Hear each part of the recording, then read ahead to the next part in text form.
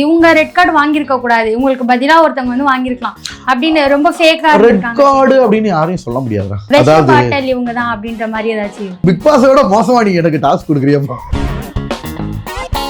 அரோராக்கும் எனக்கும் நல்ல பாண்டு, திவ்யாக்கு என்ன பிடிக்கும், பாருக்கு என்ன பிடிக்கும், சுபிக்ஷா ஏன் பெண்களுக்கு மட்டும்தான் உங்களுக்கு அப்படி இல்ல, பசங்களுக்கு பிடிக்கடா. எல்லாரும் ஒவ்வொரு பக்கம் போகும்போது நீங்க மட்டும் திரும்பியும் விஜய் டிவி ப்ராப்பர்ட்டியாவே மாறி இருக்கீங்கல்ல. இவரை போட்டா நல்ல வியூஸ் போகுது, நானும் அந்த மாதிரி எல்லார்கிட்டயும் ரெஸ்பெக்டா விஜய் டிவிலயே உங்களை போட்டா நல்ல வியூஸ் போகுதுன்னு தோணி சொன்னாங்களா? திவாகர் பெரிய ஆளு, சபரி பெரிய ஆளு, அரோரா பெரிய ஆளுன்னு அவருக்கு கிடையவே கிடையாது. அந்த பொறுத்த வரைக்கும் விஜய் சேதுபதி சார் வந்து நல்ல நேர்மையான ஒருப்பா. ஆக்சுவலா எவிக்டான பர்சன்ஸே அப்பாயின்மெண்ட் கேட்டாங்க, கொடுக்க மாட்டேங்கிட்டாரு.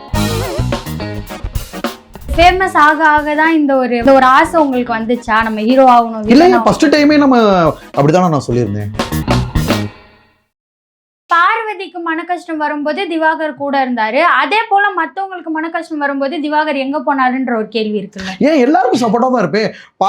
சபரிக்கு சப்போர்ட் பண்ணி நீங்க சண்டை போட்டுட்டு தானே, சபரிக்கு சப்போர்ட் பண்ணி பார்வதியோட சண்டை போடலையா? ஆக்சுவலா அந்த ஜூஸ் டாஸ்க் வந்துச்சுப்பா, சபரி இதை எல்லாத்தையும் ரிஜெக்ட் பண்ணுது பாரு. நான் பாருகிட்ட சண்டை, சபரி சூப்பரா போட்டிருக்கான், சபரிக்கு பாயிண்ட் கொடுத்தே ஆகணும், சபரிக்காக சண்டை போட்டு அந்த பாட்டில்ஸ்லாம் அப்ரூவ் பண்ணேன். அப்படி இல்லை, சபரி ரொம்ப பிடிக்கும், விக்கல் சுக்ரம் இருக்கான்ல, விக்ரம் ரொம்ப பிடிக்கும், எல்லாரும் கூட க்ளோஸாக தான் இருக்கிற, எல்லாருக்குமே என்ன பிடிக்கும்டா. பை சுச்சுவேஷன் கேம்னால நாங்கள் சண்டை போட வேண்டிய சூழ்நிலைகள். கனியக்காக்கெல்லாம் எனக்கு ரொம்ப பிடிக்கும், பட் அவங்க கூட ஒரு லெவலுக்கு மேலே சண்டை போடுற அந்த வீட்டில் வேறு என்னப்பா பண்ண முடியும்? போட்டி மனப்பான்மை தான் 24 மணி நேரமும் இருக்கும். ஓகேவா, எங்களுக்கு வைக்கிற கேம்ஸ், எங்களுக்கு வைக்கிற டாஸ்க்கு, பிக் பாஸ் கூப்பிட்டாருனாலே என்னமோ ஸ்கூல் காலேஜில் பிரின்சிபல் அந்த ஒரு ஃபீல் வந்துருச்சுடா. ரொம்ப சரி, வீட்டுக்குள்ள அப்படி இருந்தீங்க, வெளியில வந்தும் ஏன் வந்து திட்டிட்டு சண்டை போட்டுட்டு அவர் இப்படின்னு சொல்லிட்டு இன்டர்வியூஸ்லாம் கொடுத்துட்டு இருக்காங்க நிறைய பேர். அது அவங்களோட விருப்பம், அதை நம்ம யாரையும் ஒன்றும் சொல்ல முடியாது. நீங்களும் ஒரு சில இன்டர்வியூல, அதாவது நான் எந்த இன்டர்வியூமே கொடுக்குறேன்லப்பா, தேவையான ஒரு சில நபர்களுக்கு மட்டும்தான் கொடுக்குறேன். நம்ம சில உண்மைகளை சொல்ல வேண்டியதுனால நான் சொல்வேன், அவ்வளோதான். அதுவும் இந்த பீரியட் மட்டும்தான். இதை விட்டேன்னா நான் யாரை பற்றியும் பேச மாட்டேன். நீ சொன்னாப்லப்பா இன்டர்வியூ உங்கள் யாரை கேட்டாலும் நம்ம கண்டென்ட், நம்ம முகத்துக்கு தான் அங்கே மதிப்பு. நீ சொன்னாப்புல எவிக்டான கண்டெஸ்ட் சபரி பார்த்தீங்கன்னா அவனுக்கு கண்டென்ட் ஃபுல்லாக என் ஃபோட்டோ, ஒரு சேனல் இல்லை, அவன் இன்டர்வியூ போகிற எல்லா சேனல்லையும் திவாகரை வச்சு தான். ஏன்னா தனியாக போட்டால் அவங்க இன்டர்வியூ கொஞ்சம் வியூஸ் போகாது. ஸோ நம்மளை இழுத்து உள்ளே போட்டு விட்றாங்க. திவ்யாவோட இதுலேயும் அப்படி தான். வேறு சில நபர்கள் எல்லாத்துலேயுமே நம்மளை தான் கோர்த்து போட்டு விட்றாங்க. சரி, ஓகே. பார்வதிக்கும் கம்ருதீனுக்கும் ரெட் கார்டு கொடுத்தாங்கல்ல, அதை பற்றி தயவு செஞ்சு கேட்காதீங்கப்பா. நானும் வந்து அதை சொல்லக்கூடாது. ஏன்னா எங்களுக்குள்ள மேல் அதிகாரிகள் இல்லை, அது வேறப்பா. எனக்குள்ள மேல் அதிகாரிகள், எங்களுக்கு அந்த அதிகாரம் கிடையாது. மேல் அதிகாரிகள் சொல்கிறத தான் நாங்கள் கேட்கணும். அந்த ரெட் கார்டு கொடுக்குறப்ப நான் உள்ள இல்லை. ஸோ அதை பற்றி நான் பேசவும் கூடாது. ஏதோ நடந்து ஏதோ போயிடுச்சு, பட் எல்லாமே முடிஞ்சு. பார்வதியும் இதுக்கு வந்துட்டாங்கல்ல, ஃபினாலேக்கு வந்துட்டாங்க. ஒரு பிக் பாஸோட இது கலை இழந்தது, திருப்பி கலை வந்துருச்சு. அவங்க ஃபினாலேக்கு வந்தது எல்லாருமே நல்லா சந்தோஷப்பட்டாங்க. முடிஞ்சு அந்த இது முடிஞ்சு. ஓகே, இப்போ நீங்க தான் பிக் பாஸ்னு வச்சுக்கோங்க, சரியா? பிக் பாஸா இருந்தா ரெட் கார்டு அப்படின்றது நீங்க யாருக்கு கொடுப்பீங்க? அப்படின்னு சொல்ல முடியாதுடா. எல்லாரும் அவங்களோட இதுக்காக விளையாண்டாங்க. இல்ல, உங்களுக்குன்னு வந்து இவங்க ரெட் கார்டு வாங்கியிருக்க கூடாது, உங்களுக்கு பதிலா ஒருத்தவங்க வந்து வாங்கியிருக்கலாம் அப்படின்னு ரொம்ப ஃபேக்கா ரெட் கார்டு அப்படின்னு யாரையும் சொல்ல முடியாதுடா. சரி, ஓகே. இப்போ வெஸ்ட் பாட்டல் இவங்க தான் அப்படின்ற மாதிரி ஏதாச்சும் எவ்வளவு பேர் பிக் பாஸோட மோசமா நீங்க எனக்கு டாஸ்க் கொடுக்குறியப்பா. சொல்லுங்க யாராச்சும். வேணாப்பா, எல்லாரும் அவங்களோட கேமுக்காக விளையாடுறாங்க. ஸோ நம்ம யாரையுமே தப்பு சொல்ல முடியாது. ஓகேங்களா, அவங்களோட சூழ்நிலைகள், அவங்களோடது. நானே சொல்லிட்டேன் இல்லையா, இருக்கிற எல்லாருக்கும் என்ன ரொம்ப பிடிக்கும். பட் வந்து ஏதாவது ஒரு டாஸ்க்கு, இப்போ அரோராவுக்கே எனக்கு ரொம்ப பிடிக்கும். டக்கு நீ ஏதாவது ஒன்று கேட்டாங்கன்னா என்ன தான் சொல்லுவோம். அப்போ கூட பசங்க எல்லாம் பயங்கரமாக எடிட் பண்ணி போட்டுருந்தானுங்க. எல்லாருக்கும் உங்களை தான் பிடிக்குமா? பிடிக்கும் மீன்ஸ் ஆமாடா, நம்ம அந்த அளவு நல்லா நடந்துக்கிட்டோம்ல. அரோராவுக்கு எனக்கு நல்ல பாண்டு, எனக்கு சுபிக்ஷாவுக்கு நல்ல பாண்டு. என்ன தெரியுமா சொல்றீங்க? ஸ்டார்டிங்ல இருந்து அரோராக்கும் எனக்கும் நல்ல பாண்டு, திவ்யாக்கு என்ன பிடிக்கும், பாருக்கு என்ன பிடிக்கும், சுபிக்ஷா ஏன் பெண்களுக்கு மட்டும்தான் உங்களுக்கு? அப்படி இல்லை, பசங்களுக்கு பிடிக்கடா. பசங்களோட நல்லா சபரி விக்ரம் பிடிக்கும். ஓரளவு எல்லாரும் கூடயுமே நல்லா தான் செட் ஆச்சு. நம்மளை வந்து அப்படி ஒன்றும் சபரி துஷாருக்கு என்ன பிடிக்கும். துஷார் எவிக்ட் ஆனதே என்னால் தான்டா. எனக்கு சப்போர்ட் பண்ணி, அது ஆக்சுவலாக இந்த விஷயம் நல்லா நோட் பண்ணிக்கோங்க. எனக்கு சப்போர்ட் பண்ணி நாமினேஷனில் வேற ஒரு ஆளை போட்டேன். ஆக்சுவலாக அந்த வட்டம் ஓப்பன் நாமினேஷனில் எனக்கு சப்போர்ட் பண்ணி பிரவீனை நாமினேஷனில் குத்துனான். பிரவீன் என்ன பண்ணா, திருப்பி துஷாரை சொல்லிட்டேன். அவனுக்கு அந்த வாரம் ஒரு ஓட்டு தான் விழுந்துச்சு. ஒரு ஓட்டு விழுந்தே டக்குன்னு நாமினேஷன் வந்து எவிக்ட் ஆகிட்டான். ஸோ துஷார்லாம் அவ்வளோ என் மேலே வந்த நாளே, அண்ணே எனக்கு கர்ணன் அந்த கத்தி குத்து பண்ணி காட்டுங்கன்னு எனக்கு ரொம்ப பிடிக்கும். கடைசி முடி என் கூட இருந்தான். அந்த பெருங்காய டாஸ்க் வர்றப்போ கூட அப்போ எல்லாரும் அவங்கவுங்கள ஃபேவரட் வைக்க சொன்னப்போ அவன் எவ்வளோ பேர் அவனுக்கு க்ளோஸாக இருக்காங்க. டக்குன்னு பெருங்காயத்தை எடுத்துகிட்டு போய் என்னோட இதில் வச்சுட்டு, எனக்கு அண்ணனை தான் ரொம்ப பிடிக்கும், அவர்கிட்ட தான் நான் நிறைய கற்றுக்கிட்டேன். எத்தனை விஷயம் 100 பேர் இருந்தாலும் அவரோட கருத்தில் அவர் ஸ்ட்ராங்காக இருப்பார். எனக்கு தலைவனை தான் பிடிக்குன்னு அடிச்சு வச்சுட்டு போனான். ஸோ ஒவ்வொருத்தவங்க ஒரு விஷயத்துல இதே சபரி வந்துட்டு அந்த வாட்டர்மெலன் அந்த ஆக்டிங் அகாடமியில் யாருமே பண்ண முடியாது, பயங்கரமாக பண்ணாரு. அதே மாதிரி யார் டைரக்டர், அதே மாதிரி கெமி வந்து பார்த்தீங்கன்னா ஏதோ ஒரு ஃபேஷன் ஷோல எனக்கு சொல்லி கொடுத்து என்னை பயங்கரமாக பெர்ஃபார்ம் எல்லாருக்கும் பிடிக்கும்டா. இந்த சூழ்நிலைகள் வந்து எங்களுக்கு வைக்கிற நீங்கள் கொடுக்குறீங்களா விசப்பாட்டில் அது டாஸ்க், நாங்கள் யாராவது 2 பேர் சொல்லியே ஆகணும். ஓகேங்களா, யாராவது ஒரு ஆள் ஒருத்தவங்க பேரை சொல்லிட்டு அவங்க எல்லா பேரும் திவாகர் பாருன்னு அடிச்சு விட்டு போயிடுவாங்க. அதுதான் எங்களோட சூழ்நிலைகள். சரி, இப்போ பிக் பாஸ் முடிஞ்சதுக்கு அப்புறம் எல்லாரும் ஒவ்வொரு பக்கம் போகும்போது நீங்க மட்டும் திரும்பியும் விஜய் டிவி ப்ராப்பர்ட்டியாவே மாறி இருக்கீங்கல்ல, அடுத்தடுத்து ஷோஸ்க்கு போறது, இதெல்லாம் எப்படி இருக்கு? கடவுள் கொடுத்த வரம்பா, நான் நல்லா பயன்படுத்திக்கிறோம். விஜய் டிவி வந்து அவங்க செல்லப்பிள்ளை மாதிரி யூஸ் பண்ணிக்கிறாங்க. நானும் அதுக்கேற்ற மாதிரி சின்சியராக அவங்களுக்கு அவங்க என்ன கேட்குறாங்களோ போய் பண்ணி கொடுக்குறோம். இது நம்மளுக்கு கிடைச்ச ஒரு லக்கு தானே, கடவுள் கொடுத்த ஒரு வாய்ப்பு தானே. அதனால் அதை நல்லா பயன்படுத்திக்கிறேன். நான் அவங்களுக்கு பிடிக்குதுடா, தெரியுது இவரை போட்டால் நல்ல வியூஸ் போகுது.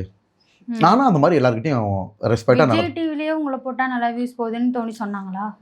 சொல்ல மாட்டாங்க, ஓரளவு தெரியும் இல்லையா, நம்ம ப்ரொமோ போட்டால் ஓரளவு நல்லா போகுது. அதே சமயத்தில் நம்மளும் ரெஸ்பெக்டாக நடந்து, நம்ம ஒரு ப்ரொஃபஷனல் தானப்பா. டேரக்டர் இப்போ என்னோட சின்ன பசங்களாக இருந்தாலும் நல்லா மரியாதையாக இருப்பேன். இப்போ சபரி செட்டு பசங்க நிறைய பேர் இருப்பாங்க, சார் வாங்க சார் போங்க, ஆனால் கரெக்டாக இருக்கும். நம்ம வர்றோம், நம்ம ஒர்க்கை முடிக்கிறோம், போய் கொடுக்குறோம். அவங்க அதை தானே விரும்புகிறாங்க. என்னென்ன ஷோ பண்ணிட்டு இருக்கீங்க இப்போ விஜய் டிவியில் அடுத்தடுத்து? அண்டாகா கசம் பண்ணப்பா. அப்புறம் நான் எவிக்ட் ஆன உடனே, ஆமா, நீங்க வந்ததுக்கு அப்புறம் தான் அண்டாகா கசம்ன்றதே நிறைய தெரிய வருதுன்னு சொல்லிட்டு என் காதுலயே 2 பேர் சொன்னாங்க. எனக்கு ஆக்சுவலாக நான் கேள்விப்படலை, பட் நல்லா இருந்துச்சு.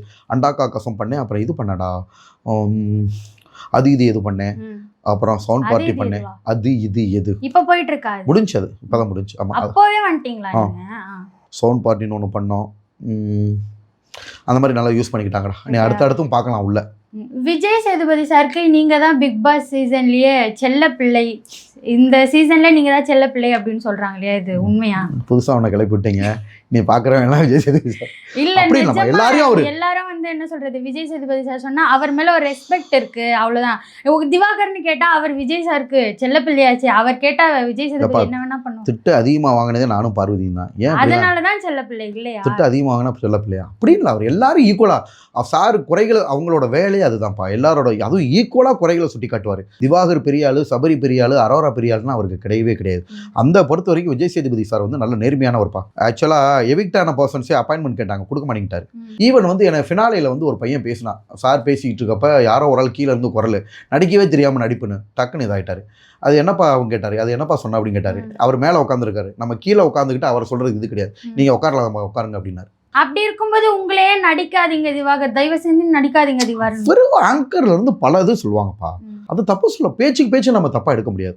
அவங்களோடது அவங்க சொல்கிறாங்க. என்னோட ஆசைகள் அந்த கேம் நடக்கிறப்ப பண்ணுறேன், மற்ற நேரங்களில் நான் ஆக்டிங் பண்ணிக்கிட்டு இருக்கேன். ஸோ அதுவும் நல்ல ரீச் தான். எனக்கு தெரிஞ்சு ஃபுல்லாகவே ரீல்ஸ் நீங்கள் அதை தானே பார்த்துருப்பீங்க. அது எவ்வளோ ஒரு ப்ளஸ்ஸாக இருந்துச்சு. கேம்ஸை பார்க்குறத விட யார்ப்பா அதிகமாக பார்த்தா? சரி, ஓகே. விஜய் சேதுபதி சார் கூட பார்வதி வந்து வெப் சீரிஸ் பண்ண போறாங்களே, தெரியுமா? அது தெரியலடா, எனக்கு அஃபிஷியலா என்னன்னு தெரியல. பார்வதிக்கு அந்த மாதிரி விஷயம்லாம் கிடைச்சிங்கன்னா உங்களுக்கு பெரிய பெரிய படமே கொடுத்துருப்பாரு அந்த சைட்ல இருந்து. பிக் பாஸ் போனது சார் எதுவும் கொடுக்கலடா. நான் பர்சனலாக வந்து இப்போ ஹீரோவா ஆகுறதுக்கு ஒரு கதை கேட்டிருக்கேன், ஸ்டோரி கேட்டிருக்கேன். 3 படங்களில் செகண்ட் ஹீரோவா நல்ல ப்ரொடக்ஷனில் கமிட் ஆகிருக்கேன். அது கூடிய விரைவில் ஷூட்டிங் தான் எப்போன்னு தெரியலடா, ஏப்ரலா மேவா, எனிவே இன்னும் ஒரு 1 or 2 இயர்ஸில் நம்மளுக்கே அப்பாயின்மெண்ட் கொடுக்க முடியாத லெவல் படங்கள் வரும். அந்த மாதிரி நல்லா வந்துகிட்டு இருக்கு.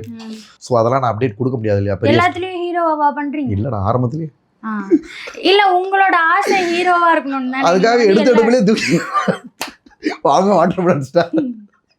சரி, ஓகே. ஒரு நம்பிக்கை இருக்கா, நம்ம ஹீரோவா தான் பண்ணுவோம், ஹீரோவா கண்டிப்பாக பண்ணுவோம்? ஆரம்பத்தில் கிடைக்காதுலப்பா. ஓகே, எனக்கு கொடுத்த என்ட்ரி 10 செகண்ட் காமிச்சாலும் ஒரு ஹீரோ என்ட்ரி மாதிரி. ஏசுன்னு அதுவும் ஃபஸ்ட்டு படமே மக்கள் செல்வன் விஜய் சேதுபதி சார் படத்தில் தான் நம்ம அறிமுகமாகணும். ஏசுன்ற படத்தில் ஆக்சுவலாக அதில் ஒரு கேரக்டர் போல்டு கண்ணன், சாரே போல்டு கண்ணன் தான் போயிருப்பாரு. போல்டு கண்ணன் அவர்லடா எங்கே இருக்காருன்னா கக்குன்னு நம்மளை காட்டுவாங்க, இவன் தாண்டா போல்டு கண்ணன் அப்படின்னு சொல்லிட்டு. ஸோ அதெல்லாம் நல்ல இன்ட்ரடக்ஷன், ஹீரோ என்ட்ரி மாதிரி ஒரு நல்ல. ஸோ விசில் தேட்டரில் பறக்கிற மாதிரி சின்ன இதுனாலும் நம்மளுக்கு நல்லா தான் கிடச்சிருக்கு. இனிமேல் போக போக உடனேலாம் எடுக்க மாட்டாங்கடா. அதனால் அடுத்து வந்து இந்த பவானி இந்த மாதிரி ஏதாவது வில்லன் கேரக்டர் இருந்தால், ஏன்னா எல்லாத்தையும் நம்ம காட்டணும் இல்லையா?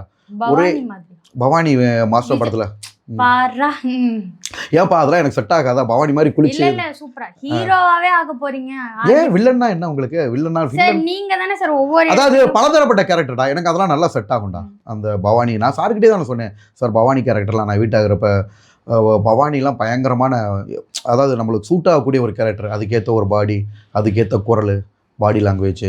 ஸோ அந்த மாதிரி கண்டிப்பாக வருவோம்டா. இப்படி தான் ஒரு காலத்தில் போன வட்டம் உங்கள்கிட்ட வரப்போ நீங்கள் கேட்டீங்க பிக் பாஸ் போயிருங்களான்னு யாரோ ஒரு பொண்ணு கேட்டாங்க. இந்த வருஷம் பிக் பாஸில் போய் கலக்கிட்டு வந்து நிற்கிறோம். அடுத்த வருஷம் எப்படியோ நம்ம கையில் என்ன இருக்குது? ஃபேமஸ் ஆக தான் இந்த ஒரு வாய்ப்பு, இந்த ஒரு ஆசை உங்களுக்கு வந்துச்சா நம்ம ஹீரோ ஆகணும்? இல்லையா ஃபர்ஸ்ட் டைமே நம்ம அப்படிதானே நான் சொல்லியிருந்தேன். ஃபர்ஸ்ட் டைம் இன்டர்வியூ ஆகுறப்ப ஹீரோனா பெரிய ஆளு அப்படின்ற ஒரு எண்ணம் இல்லடா. இண்டஸ்ட்ரியை பொறுத்தவரைக்கும் என்ன ஒரு விஷயம் நடக்குதுன்னா, இப்போ ஹீரோ அப்படின்ற இது கிடையாது. நம்ம சதீஷனா இருக்கார்ல காமெடி, அவர் சூப்பராக ஹீரோ மெட்டீரியல், ஆள் பார்க்க எவ்வளோ லுக்கு இருப்பார் தெரியுமா. இப்போ ஹீரோ ஆயிட்டாரு. சதீஷனாலாம் அவ்வளோ அழகா இருக்காரா, நேரம் பார்க்குறப்பெல்லாம் வந்து பார்த்தீங்கன்னா சதீஷனா எனக்கு சீனியர், ஆனால் ரொம்ப சூப்பராக இருப்பார். லுக்கு அவங்களெல்லாம் பார்த்து உங்களுக்கு ஆசை வந்துருச்சா? பார்த்து ஆசைன்னு சொல்லலடா. அந்த மாதிரி வந்து நிறைய வந்து காமெடியிலையும் ஹீரோவாக பயங்கரமாக இருப்பாங்க லுக்கு. விவேக் சார் அவ்வளோ அழகாக இருப்பார். ஓகேங்களா. காமெடி ஹீரோ அப்படின்னு இவங்கன்னா கம்மின்னு அர்த்தம் கிடையாது. ஏன் ஹீரோன்னு சொல்கிறோம்னா எல்லா கேரக்டரும் எடுத்து பண்ணணும். இப்போ பவானி வில்லன் வந்தோம்ல, அது ஒரு மாசின்னு, அதுவும் கிட்டத்தட்ட ஹீரோ தான். இந்த மாதிரி எல்லா கேரக்டரும் டக்குன்னு லவ் ஆக்ஷன் ரொமான்ஸ் வந்துச்சுன்னா அதுவும் நம்ம பண்ணணும். குறிப்பிட்ட காமெடின்ற ஜேர்னலில் ஒதுக்கிடக்கூடாதுன்றதுக்காக தான் நம்ம ஹீரோ ஆகணும், கதைக்கு நாயகன் ஆகணும். அதுக்கு உண்டான தகுதிகள் இருக்குல்ல, நம்ம ஏன் அதை விட்டு கொடுக்கணும்? சரி, ஓகே. இப்போ ஒரு படத்துல உங்களை வந்து நாங்க உங்களை ஹீரோவா பண்ண வைக்கிறோம், ஆனா நீங்க ரீல்ஸ் பண்றதெல்லாம் விட்டுடணும். ஒரு உண்மையை சொல்லவாடா, ரீல்ஸ்ன்றது தப்பான அர்த்தம் கிடையாதுடா. அதாவது நம்மளோட திறமைகளை காட்டுறதுக்கு அது ஒரு பெரிய பிளாட்ஃபார்ம். ஒரு டேரக்டரே ஒரு 60 செகண்டில் பார்த்தானாலே அவனை புரிஞ்சுக்குவாங்க. சரி, இவனுக்கு உண்டான எக்ஸ்பிரஷன்ஸ் இருக்குது, இவரை வச்சு நம்ம வேலை வாங்கிடலான்னு தெரிஞ்சுக்கிறோம். அது ஒரு ஆடிஷன் மோடு தான். ரீல்ஸ்ன்றது ஒரு ஆடிஷன் மோடு தான். சரி, ஓகே. இது வரைக்கும் பண்ணிட்டு இருந்தீங்க. ஒரு ஹீரோவா ஒரு படத்துக்கு செலக்ட் ஆகுறீங்கன்னா நீங்க ரீல்ஸ்லாம் பண்ணக்கூடாது, போய் இன்டர்வியூலாம் கொடுக்கக்கூடாது, மெயினா ரீல்ஸ் நீங்க பண்ணக்கூடாது அப்படின்னு சொல்றீங்கன்னா ரீல்ஸ் பண்றதெல்லாம் விட்டுருவீங்களா? அப்படிலாம் யாரும் சொல்ல மாட்டாங்கப்பா. சொன்னாங்கன்னா சப்போஸ் நான் உன்னை இந்த ஒரு உண்மையை சொல்லவா, ஒரு படத்துல எடுக்கிறாங்கன்னா அவங்க படம் ஃபெமிலியர் ஆகுது என்ன வழியோ அதை பண்ண தான் சொல்லுவாங்க. ரீல்ஸ் ஏன் படத்துல நடிக்கிற ஹீரோஸையும் தான் பண்ணி போட்டு தானே போயிட்டு இருக்காங்க. எஸ்கே அண்ணாவே பாட்டு பாடி போடுறாரு, சில படத்தோட சீன்லாம் எடுத்து போடுறாரு, நீங்களே பார்த்துருப்பீங்களா. அதனாலலாம் தப்பு இல்லப்பா. அது வந்து நம்ம மக்களோட திறமையை, நம்மளோட திறமையை வந்து உள்ளுக்குள்ளே கொண்டு போய் ரீச் பண்ணுறதான். இந்த 2 நாளைக்கு முன்னாடி கூட மன்மதன் படத்தில் ரோட்டில் உருண்டு இந்த இதில் ஃபீலிங்காக ஹீரோயினை பார்த்து எந்திரிப்பார் பாருங்க, அந்த சீன் பண்ணி போட்டேன். அதெல்லாம் கிட்டத்தட்ட ஒரே டேக்கு தான். டக்குன்னு பாருங்க 1.4 மில்லியன் போயிருந்துச்சு ஒரே நாளில். அப்போ மக்கள்கிட்ட திருப்பி நம்ம திறமைகளை கொண்டு போய் சேர்த்துக்கிட்டு தானே இருக்குது. ரீல்ஸ் பண்ணுறதெல்லாம் தப்பு கிடையாதுப்பா. அப்போ தான் அவன் பார்க்குறவங்களுக்கு தெரியும் ஒரு எவ்வளோ சின்சராக நடிக்கிறாரு, என்ன எக்ஸ்பிரஷன்ஸ் காட்டுறாரு, அந்த ஃபீலிங் இவருக்கு இருக்கா. அதெல்லாம் ஈஸியாக டேரக்டருக்கு அது ஒரு ஆடிஷன் பிளாட்ஃபார்ம் தான்டா.